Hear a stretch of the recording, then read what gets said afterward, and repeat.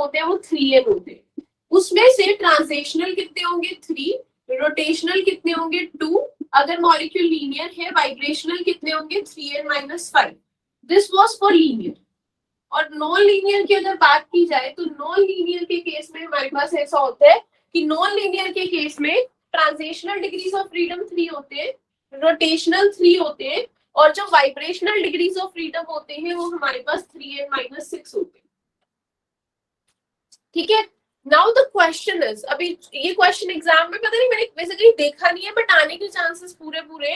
अब आपको पता है ये vibrational modes are further divided into two types which are stretching and bending. अब मैंने आपको बताया था कि आपको कैसे देख के पता चलेगा कि कौन सा वाला स्ट्रेचिंग है कौन सा वाला बेंडिंग है। तो इसके लिए भी हमारे पास एक फॉर्मूला होता है। देखो इतना तो आपको समझ आ गया होगा, लास्ट लेक्चर में हम ये डिस्कस कर चुके हैं। टोटल हमारे पास 3n मोड्स ऑफ वाइब्रेशन होते हैं, उसमें से 3 ट्रांजिशनल होते हैं, 2 रोटेशनल होते हैं, 3n-5 वाइब्रेशनल होते हैं। अब जो वाइब्रेशनल डिग्रीज ऑफ फ्रीडम है those are further classified into 2 categories जो हम लास्ट लेक्चर में डिस्कस कर चुके हैं। एक हमारे पास स्ट्रेचिंग होती है, एक बेंडिंग होती है। स्ट्रेचिंग के फर्दर टाइप होते हैं सिमेट्रिक एंड असिमेट्रिक, बेंडिंग के भी फर्दर टाइप होते हैं इन प्लेन आउट ऑफ प्लेन। लेकिन हम वो तो नहीं निकाल सकते चलो कि उसमें कितने हैं, लेकिन हम स्ट्रेचिंग और बेंडिंग निकाल सकते हैं। तो स्ट्रेचिंग और बेंडिंग के लिए एक फॉर्मूला है। स्ट्रेचिंग के लिए फॉर्मूला है बेसिकली स्ट्रेचिंग मोड्स अगर आपको किसी भी मॉलिक्यूल के लिए निकालने होते हैं तो वो n-1 होते हैं। कितने स्ट्रेचिंग मोड्स हैं? We have n-1 stretching modes. ठीक है, मतलब अब मैं पूरा एक क्वेश्चन फुल फ्लेश्ड आपको करके बता दूं तो आपको समझ आएगा। नहीं ये हाँ नहीं जी, ये लीनियर में केस नहीं बनेगा। ये सबके लिए है, ये वाला स्ट्रेचिंग वाला सबके लिए है। ओके मैं करके बता दूं कि ऐसे फॉर्मूला से ऐसे सीधा लिखने पे तो समझ नहीं आते। Now I discuss a full fleshed question तो आपको बहुत अच्छे से समझ आ जाएगा। देखो, let us consider a case H2O। आप मेरे को आंसर बताते जाना। इसके टोटल डिग्रीज ऑफ फ्रीडम कितने हैं? 9 तो दैट इज 9। उस चलो ये करो सॉल्व।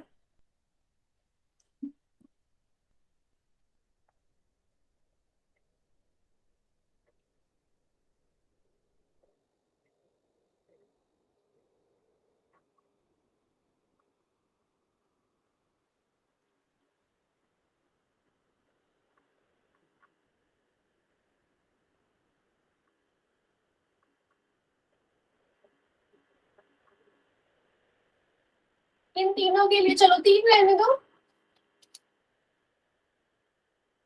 लास्ट वाला रहने दो, तो कर लो बहुत है।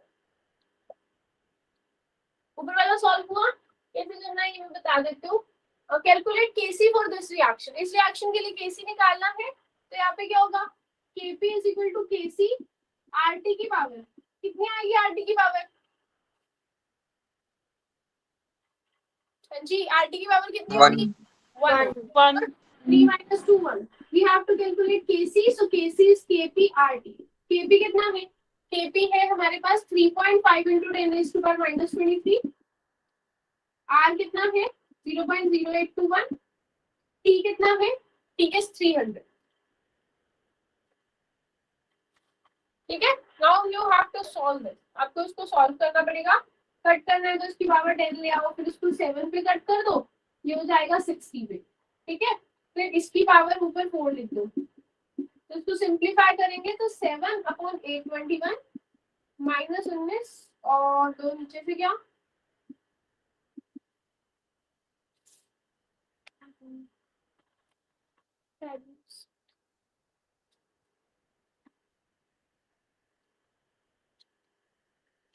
तो ये हो जाएगा 7। मैम ये आपने आरटी को रिवर्स में क्यों लिखा?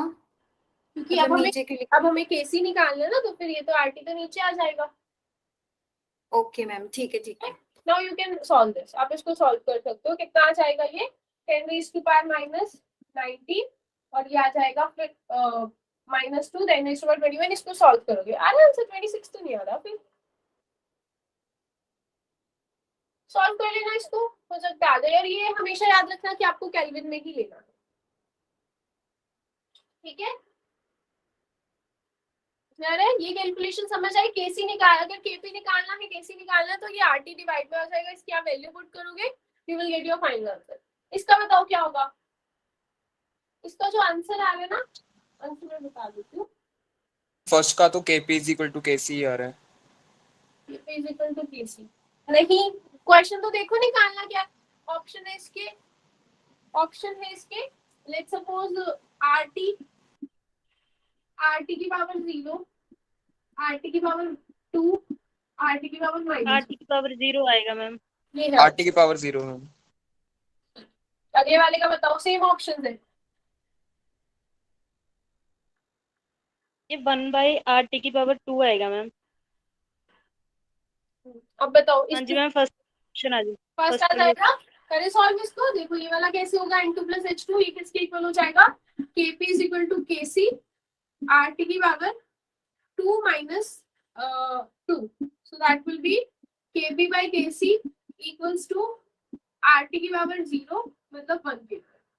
इसका देखो Kp by Kc equals to RT की पावर 2 - 4, दैट इज RT की पावर।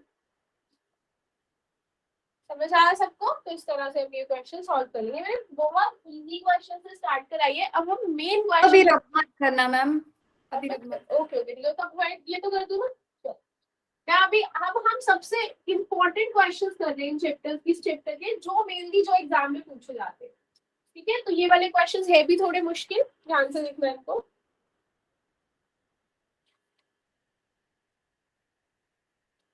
मतलब अलग अलग जगह पे अलग अलग कंसेप्ट होंगे, आपको बस कंसेप्ट समझना है बहुत अच्छे से।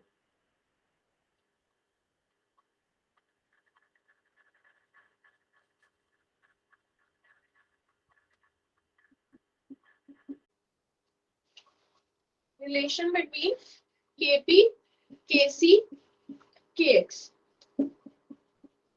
ठीक है, तो रिलेशन जो है हमारे पास क्या होता है, Kp is equal to Kc RT की power delta n, where Kp क्या है, that is the equilibrium constant at constant pressure, Kc is the equilibrium constant at constant at in the terms of concentration, ये in the terms of pressure होता है। R क्या है, R is the gas constant। Gas constant की value क्या लेंगे हम, अगर हमारे पास जो गैस कांस्टेंट है उसकी वैल्यू हमारे पास आनी चाहिए किस टर्म्स में, वो आएगी लीटर एटमॉस्फेयर पर केल्विन पर मोल। R की यूनिट आएगी लीटर एटमॉस्फेयर पर केल्विन पर मोल। T क्या है, T is the temperature। Ma'am RT की पावर क्या लिखा है, डेल्टा एन। डेल्टा एन क्या है, change in number of moles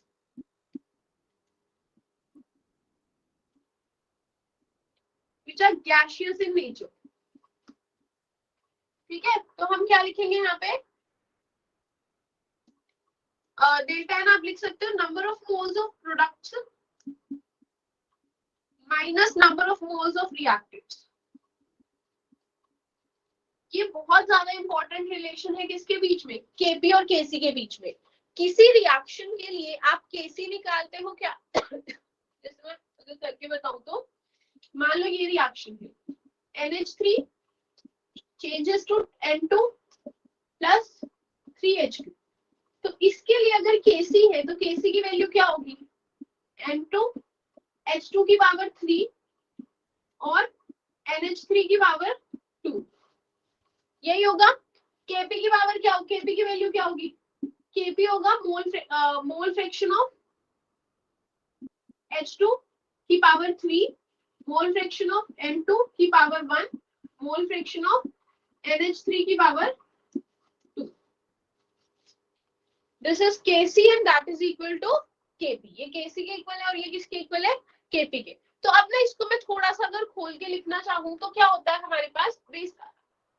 अच्छा, ये वाला जो है, ये जैसे ये Kc है, इसको क्या है, दिस इज कंसंट्रेशन ना, तो कंसंट्रेशन को कैसे लिख सकते हैं हम, जैसे या फिर Pv इज इक्वल टू, मतलब ऐसा है कि जब हम इसको सॉल्व करेंगे ना, जब हम इसका डेरिवेशन करेंगे, डेरिवेशन करने के बाद जो आपके पास Kc और Kp में रिलेशन आता है वो ये होता है, Kp is equal to Kc RT की पावर डेल्टा Kp में मैंने यहाँ पे Kp में साथ में P नहीं आएगा मैम?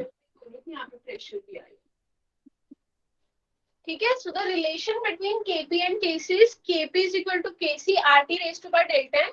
मतलब इस रिएक्शन का जो Kp होगा that is equal to Kc RT की पावर डेल्टा n। अब डेल्टा n समझना क्या होगा, that is the number of moles of the product, कितने हैं वो 4 minus number of moles of reactant. So Kp is equal to Kc की power RT की power 2। This is the relation between Kp and Kc। Kp और Kc के बीच में क्या relation है, Kp is equal to Kc RT की power 2। 2 कैसे आया, फिर भी अगर किसी को डाउट है, आपको ना ये करने की जरूरत नहीं है इसमें, क्योंकि मैंने आपको डायरेक्ट रिलेशन कराया है। आपने क्या करना है इसमें, बस ये याद रखना है कि Kp और Kc का रिलेशन क्या होगा, Kp is equal to Kc RT की power delta n, where delta n is the change in the number of gaseous moles। सो मतलब प्रोडक्ट माइनस रिएक्टेंट कर देना आपने RT की पावर में, तो RT की पावर में प्रोडक्ट कितने हुए 4 और रिएक्टेंट कितने हुए 2, सो आपको 4 माइनस 2 कर देना है। सो Kp is equal to Kc RT की power 2। This is the relation, ठीक है। एक दो क्वेश्चंस और करके बताते हुए, एक दो एग्जांपल्स और। तो यहाँ पे तो क्या आ गया, Kp is equal to Kc RT की पावर that is 2, ठीक है। और दूसरा हमारे पास क्या है, जैसे ये 2HI that is in gaseous form changes to H2 plus I2। इसका मैं बोलूं Kp और Kc का रिलेशन बताओ, तो Kp is equal to Kc RT की पावर डेल्टा n होता है। यहाँ पे कोई मुझे डेल्टा n बता सकता है कितना होगा, 0। 0। वेरी गुड, 0 क्यों, क्योंकि रिएक्टेंट के नंबर ऑफ मोल्स प्रोडक्ट के नंबर ऑफ मोल्स कितने, 1 हो जाएगा मैम। नहीं 2 - 2 होगा, 2 इसके हैं, एक 2 हो गए और 2 इसके हैं। सो RT 0। सो इस केस में जो Kp है वो Kc के इक्वल आ जाएगा, ठीक है। बट एक चीज ध्यान रखना कि this is equal to what, ये जो है हमारे पास गैसियस, जो यहाँ पे गैसियस लिखा है ना, मैंने इरेज कर दिया, इस गैसियस को अच्छे से हाईलाइट कर लेना। क्यों हाईलाइट करना है वो मैं आपको समझाती हूँ। इसका RT के ऊपर आपने क्या लिखा है, किसके ऊपर, 2 - 2, उसके नीचे स्टेप में 0, ठीक है। हाँ जी, ठीक है। तो अब इसका बताओ, मान लो PCl5 है, let's suppose PCl5 is solid, that converts into PCl3 that is in liquid state, that is in gaseous state, and Cl2 that is in gaseous state। इसका मुझे Kp Kc का रिलेशन बताओ फटाफट से। and discharge the waste heat into the environment at 20 degrees Celsius। critical efficiency, the critical efficiency of the factory is options are 74%, 68%, 55%, 49%। Make sure you convert Celsius into Kelvin। Celsius को Kelvin में convert करना, सुन भी लो क्यों करना है। एक और चीज देखो, यहाँ पे आप सोच सकते हो कि फॉर्मूला तो क्या है, ईटा इज इक्वल, ये चीज ध्यान से सुन लेना, क्वेश्चन सॉल्व करने में बैठ जाओ पहले, ये सुन लो नहीं तो गलत हो जाएगा। आपके माइंड में हो सकता है कि ये क्वेश्चन आ जाए कि देखो हमें तो चाहिए डायमेंशनलेस क्वांटिटी, तो डायमेंशनलेस क्वांटिटी इनका टेम्परेचर सेम है, क्या फर्क पड़ता है, सेल्सियस में लो केल्विन में लो, लेकिन वो फर्क पड़ता है क्योंकि एक बात तो प्लस में आएगा। ऊपर से जो मैंने आपको ये फॉर्मूला मैंने डायरेक्टली लिखवा दिया, इसकी डेरिवेशन बहुत ज्यादा लेंथी है, 1 घंटा हमको वो डेरिवेशन करने में ही लग जाता है और वो हमारे लिए किसी यूज की नहीं है। बट जब हम इसकी डेरिवेशन करते हैं, मैंने आपको बताया था कि total work done is given by this formula. So होता क्या है ना, यहाँ पे जो टोटल वर्क डन है उसमें 2 प्रोसेस आइसोथर्मल होते हैं, हम ये वाला फॉर्मूला लगाते हैं nRT/ln V2/V1 वाला। ये फॉर्मूला ही लगा के हमने क्या करना है, इस पे और इस पे वो ऐसे से करके हमने फॉर्मूला लगाया, वहीं पे हमारी T1 और T2 की वैल्यू आई। तो आपको पता है कि अगर यहाँ पे R है तो R विल बी 8.314 जूल पर केल्विन पर मोल। सो मेक श्योर कि ये जो क्वेश्चंस आप सॉल्व करते हो इसमें ये बिल्कुल भी नहीं सोच लेना कि अच्छा सेम ही तो है, कट हो जाएगा, क्या फर्क पड़ता है, कोई भी यूनिट ले लो, ऐसा नहीं है। यहाँ पे temperature should be in kelvin. So convert both these temperatures into kelvin. इस फॉर्मूला में पुट करो और मेरे को आंसर बताओ कितना होगा।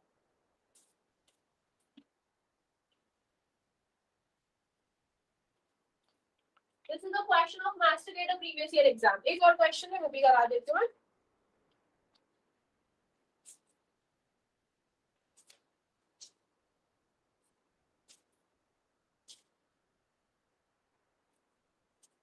Solve the question and answer बताओ कितना आएगा.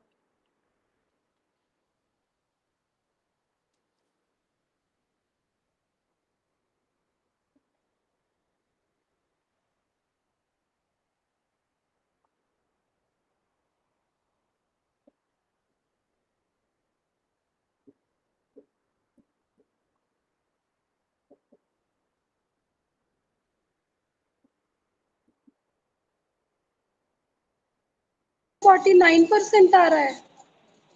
आ रहा है 49%. बाकी बताओ फटाफट से. मैम 48 आ रहा है. 48 point समथिंग आ रहा है. 48 पॉइंट वो 48 पॉइंट समथिंग आ रहा है. 49 आ जाएगा मैम तो आंसर ऑप्शन के आप अकॉर्डिंग. क्या करोगे वहां पे 49. This is also a masticator previous year question.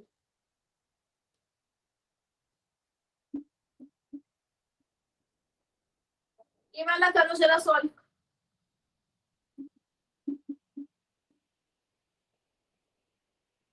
ये थोड़ा मुश्किल है बट ऐसा नहीं है जितना कंसेप्ट हमने किया उसी से आंसर आ जाएगा इसका.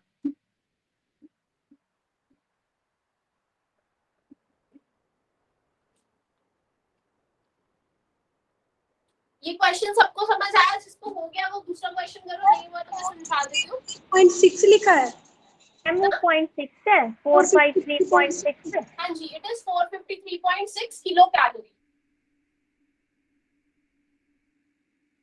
Don't use your calculator because in your exam calculator is not allowed, so आप भी यूज नहीं करोगे.